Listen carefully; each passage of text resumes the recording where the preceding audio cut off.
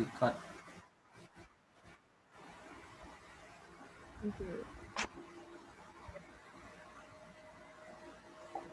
Assalamualaikum warahmatullahi wabarakatuh. Kami dari kelompok 1 akan menjelaskan tentang strategi e-commerce. Next.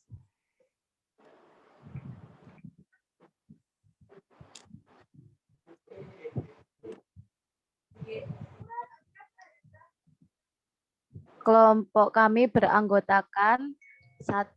Muhammad Akil, 2. Putri Nurlita Anggraini, 3. Fitri Nurkori Al-Qurani, 4. Amelia di Januari Adelina, 5. Eka Hari Setia, dan 6. Muhammad Fajarudin. Next. Strategi e-commerce. Strategi e-commerce merupakan formulasi dan eksekusi visi perusahaan baru atau perusahaan yang sudah beroperasi yang bertujuan untuk melakukan bisnis secara elektronik. Next. Platform yang digunakan itu ada 3. Yang pertama media sosial, 2 pembuatan website, yang ketiga pembuatan marketplace. Media sosial itu kan ada Instagram, Facebook, WhatsApp.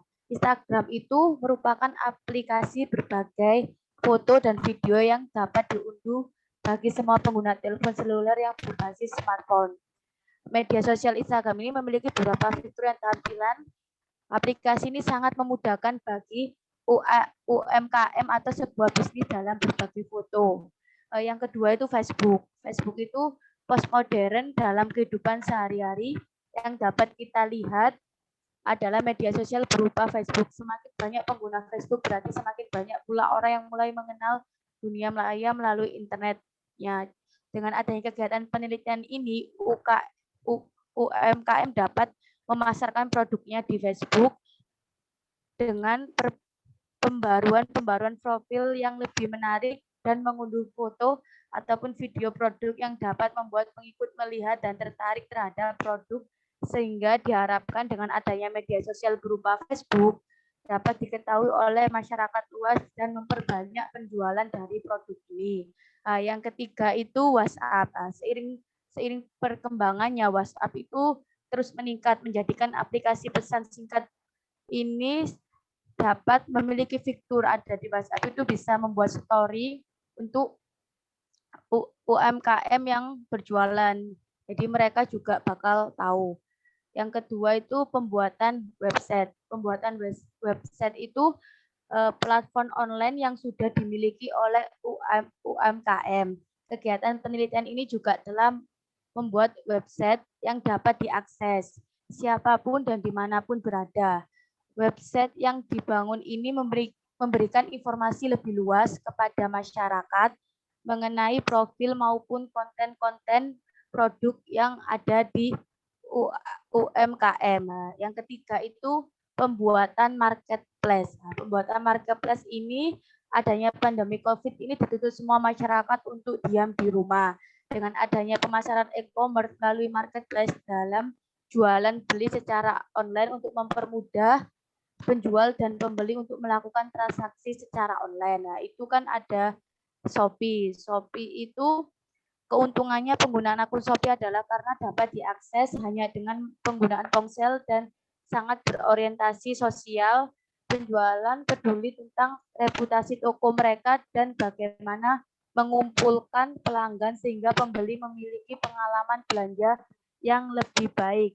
Tidak ada biaya komisi, tidak ada biaya pendaftaran, tetapi penjual dapat membeli iklan berbayar dengan kecepatan mereka sendiri.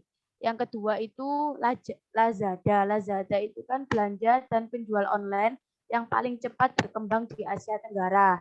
Namun setiap jenis bisnis juga membutuhkan mereka untuk membantu iklan, untuk mempromosikan produk bisnis mereka untuk menarik minat orang-orang karena bersedia mengetahui informasi lebih lanjut tentang produk dan menyebarkan orang memiliki keinginan untuk membelikan produk tersebut.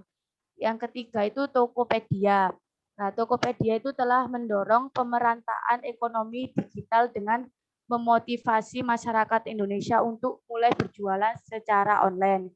Inisiatif ini dilakukan dengan membangun platform yang memungkinkan setiap orang dapat memulai dan menemukan apapun dimanapun.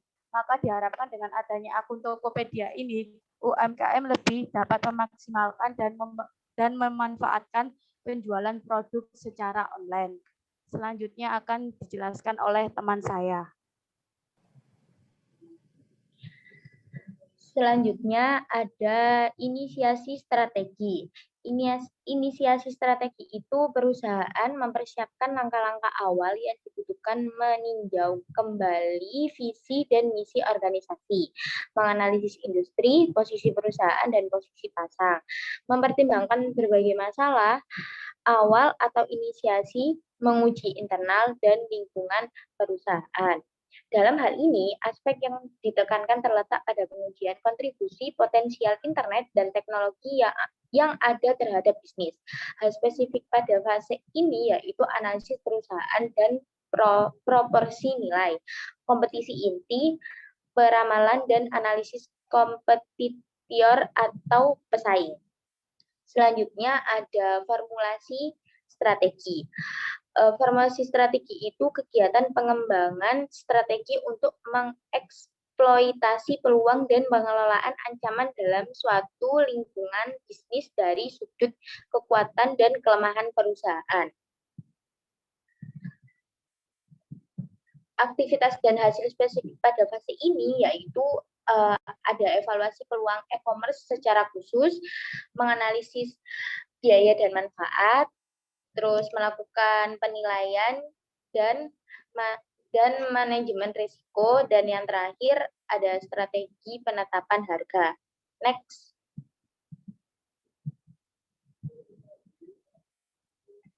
Implementasi strategi. Implementasi strategi merupakan pengembangan terinci perencanaan jangka pendek untuk melaksanakan proyek yang disetujui pada formulasi strategi.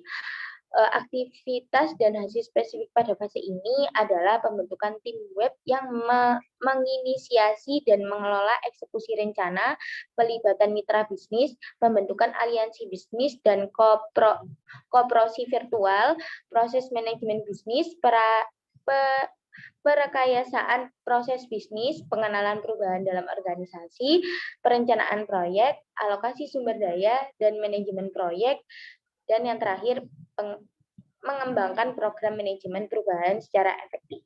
Selanjutnya akan dijelaskan oleh teman saya.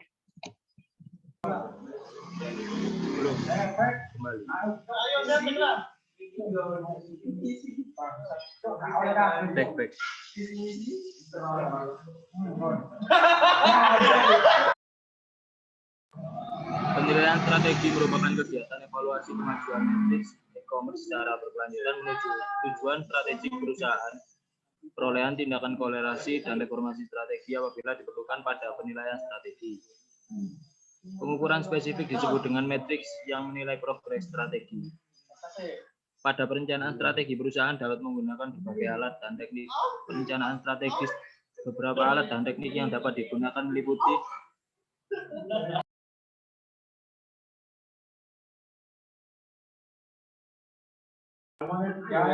satu, ada analisis SWOT. Analisis SWOT adalah suatu metodologi yang mensurvei peluang dan ancaman eksternal serta hubungan keduanya dengan kekuatan dan kelemahan internal perusahaan. Yang kedua adalah balance score, PSG. PSG adalah suatu alat manajemen yang menilai progres organisasional menuju tujuan strategik melalui pengukuran kinerja pada sejumlah area yang berbeda. Yang ketiga ada kompetitor analisis. Kompetitor analisis yaitu suatu alat yang digunakan untuk menganalisis kekuatan dan kelemahan baik pesaing saat ini maupun pesaing potensial. Yang terakhir ada skenario planning. Skenario planning adalah metode perencanaan strategis yang digunakan beberapa organisasi untuk membuat perencanaan yang berhasil. Selanjutnya akan dijelaskan oleh teman-teman yang lain. Selanjutnya yaitu strategi pengembangan e-commerce. Yang pertama ada jagalah kesederhanaan, yaitu Situs yang didesain harus sederhana. Lebih baik menyajikan informasi produk ketimbang memuat gambar-gambar yang tidak penting. Apalagi menampilkan banyak animasi serta program multimedia. Yang kedua, berikan nilai tambah, yaitu menyediakan katalog produk serta deskripsi sedetail-detailnya. Yang ketiga, yaitu memudahkan cara pembelian. Jangan biarkan pengunjung mendatangi situs tanpa membeli satupun barang yang ditawarkan. Pengunjung situs umumnya akan cepat pergi meninggalkan situs suatu toko begitu pengunjung merasa kesulitan untuk melakukan deal pembelian. Yang keempat, tunjukkan sertifikasi keamanan. Faktor utama keberhasilan penjualan lewat internet adalah kepercayaan. Baik kepercayaan dalam hal pelayanan, misalnya pengiriman barang yang tepat waktu, maupun keamanan. Yang kelima, jaga privasi pelanggan, yaitu informasi yang diberikan konsumen menjadi tanggung jawab dan rahasia pemilik situs. Pemilik situs tidak berhak atau bahkan bisa dituntut jika menyebarkan informasi konsumennya. Yang keenam, berikan harga terendah. Barang yang dijual seharusnya lebih murah dari harga di toko-toko tradisional. Yang ketujuh, mudahkan akses. Konsumen menyukai situs yang memasang jelas-jelas nomor telepon, fax, serta alamatnya. Yang kedelapan, beri nomor bebas pulsa, yaitu tak semua calon pembeli mempercayai internet. Berbicara secara langsung lewat telepon terasa lebih nyaman ketimbang berhadapan dengan halaman-halaman web. Selanjutnya akan dijelaskan oleh teman saya. Baik, selanjutnya untuk strategi perkembangan e-commerce, yaitu kita mengusahakan tepat waktu. Jadi saat kita menjanjikan barang dikirim dalam waktu 24 jam, maka kita harus mengusahakan untuk menepati janji tersebut. Selanjutnya, yaitu selalu kontrol infrastruktur. Jadi infrastruktur itu nggak boleh disepelein, karena pelayanan dan sistem pengamanan yang baik akan sia-sia kalau server tempat meletakkan situs web tersebut tidak bisa menampung lalu lintas pengguna yang terus meningkat. Selanjutnya, memberikan jawaban secepatnya. Jadi jangan sampai kita membiarkan pelanggan menunggu jawaban. Sebisa mungkin kita kasih fast respon atau kecepatan respon yang menunjukkan pelayanan kita itu baik dan cepat. Selanjutnya, yaitu menggunakan penjawab otomatis. Di situs-situs besar internet itu sudah banyak yang menggunakan webmaster. Jadi webmaster itu salah satu mesin yang bisa menjawab email secara otomatis. Penjawab otomatis ini ada dua keuntungan sekaligus. Yang pertama, kita nggak perlu mempekerjakan banyak orang untuk menjawab satu persatu pesanan konsumen. Dan yang kedua, konsumen juga akan merasa lebih puas karena dilayani secara cepat. Berikutnya, melakukan konfirmasi.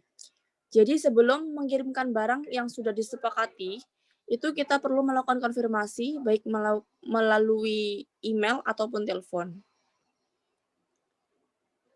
Serta memberikan pengiriman termurah. Jadi persoalan e-commerce ini biasanya itu terletak pada besarnya biaya pengiriman. Jadi untuk pembelian biasanya konsumen membandingkan harga yang dibeli di internet dan secara langsung itu selisihnya banyak yang mana. Jadi saat kita menjual di e-commerce, kita usahakan untuk memberikan penawaran terbaik. Yang diutamakan di sini itu penawaran pada ongkos kirimnya. Kita bisa memberikan potongan di ongkos kirim atau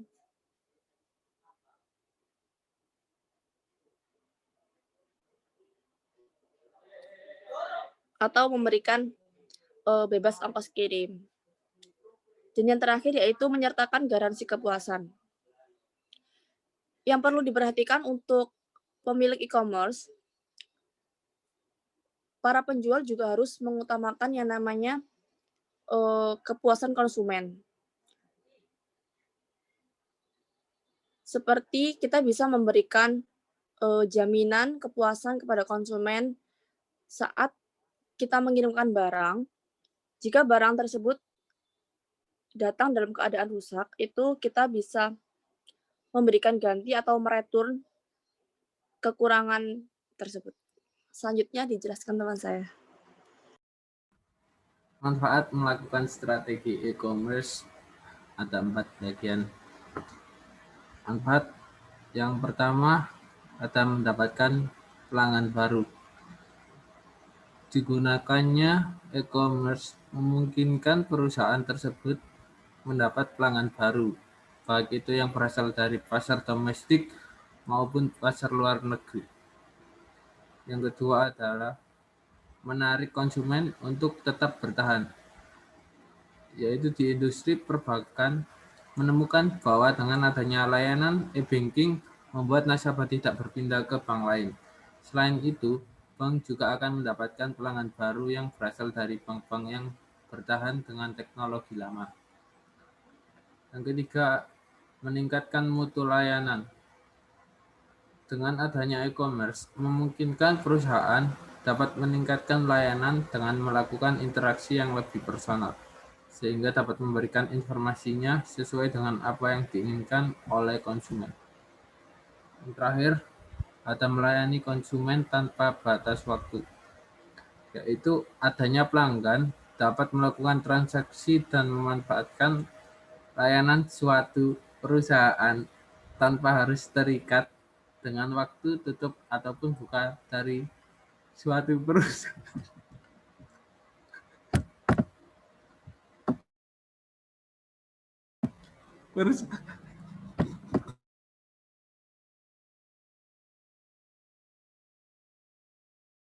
Perusahaan tersebut.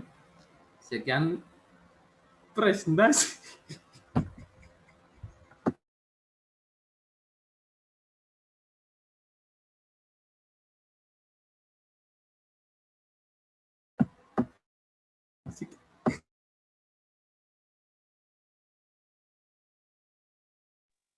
Sekian presentasi dari kelompok kami. Jika ada salah, mohon maaf. Wassalamualaikum warahmatullahi wabarakatuh.